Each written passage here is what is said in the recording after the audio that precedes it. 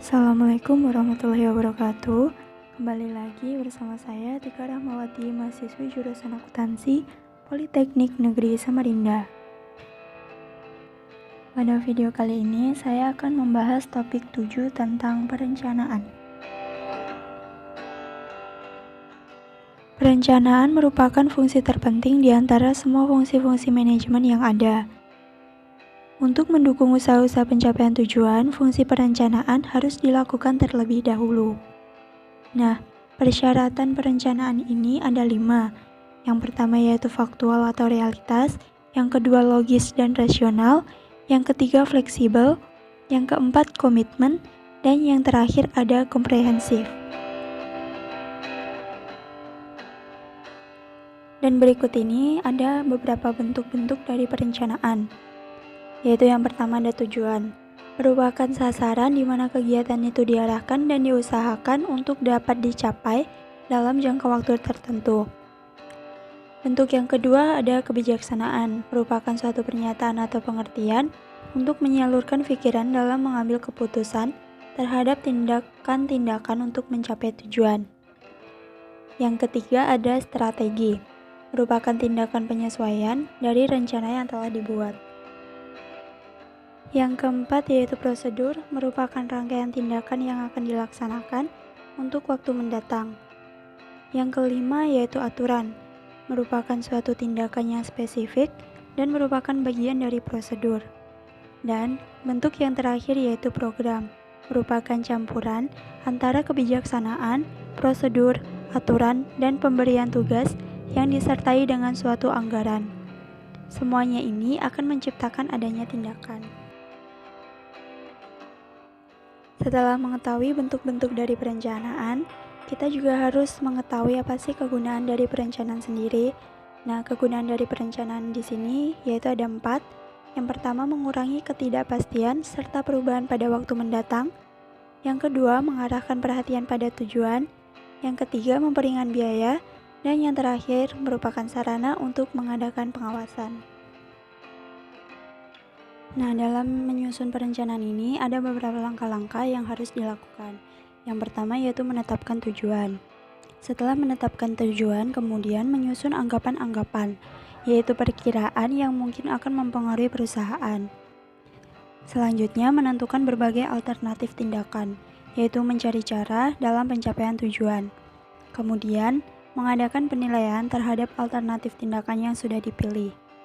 Untuk selanjutnya yaitu mengambil keputusan, dan yang terakhir yaitu menyusun rencana pendukung. Perencanaan merupakan proses pendekatan yang rasional, seperti dilihat dalam gambar berikut ini. Proses pendekatan yang rasional dari suatu perencanaan dengan menghubungkan antara waktu dan kemajuan yang dapat dicapai tanpa mengabaikan berbagai anggapan kritis. Sedangkan jangka waktu perencanaan sendiri ada 3, yaitu jangka panjang, menengah, dan jangka pendek. Jangka panjang merupakan rencana yang dibuat untuk keseluruhan tujuan organisasi. Jangka menengah yaitu sebagai dorongan mencapai tujuan jangka panjang. Dan yang terakhir pada rencanaan jangka pendek merupakan rencana yang dijalankan untuk mendorong mencapai tujuan jangka menengah.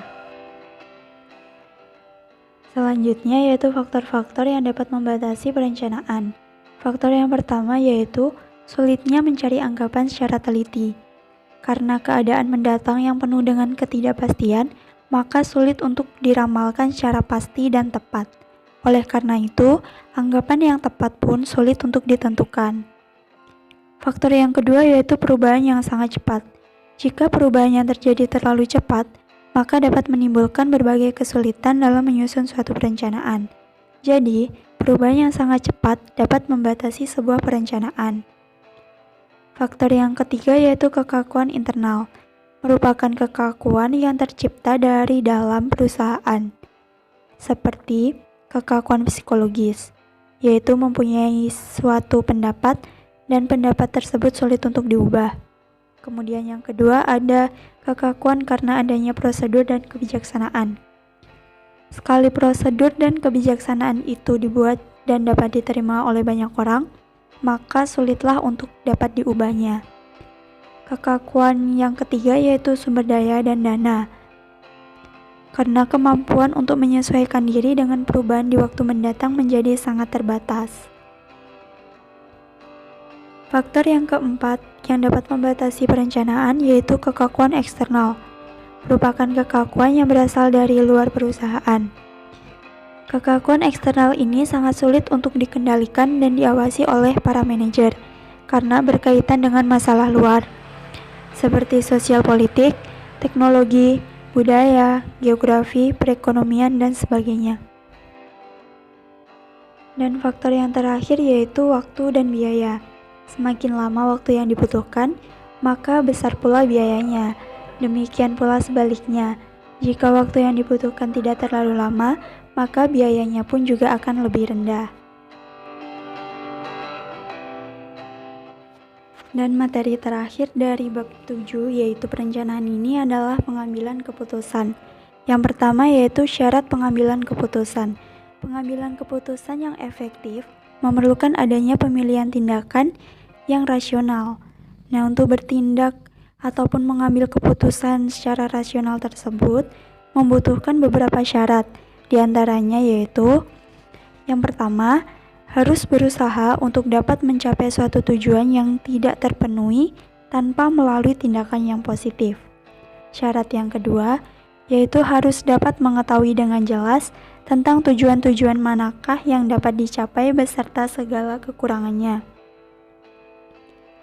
Syarat yang ketiga yaitu harus mempunyai kemampuan untuk mengadakan analisis dan penilaian berbagai alternatif sesuai dengan tuntutan-tuntutan untuk mencapai tujuan.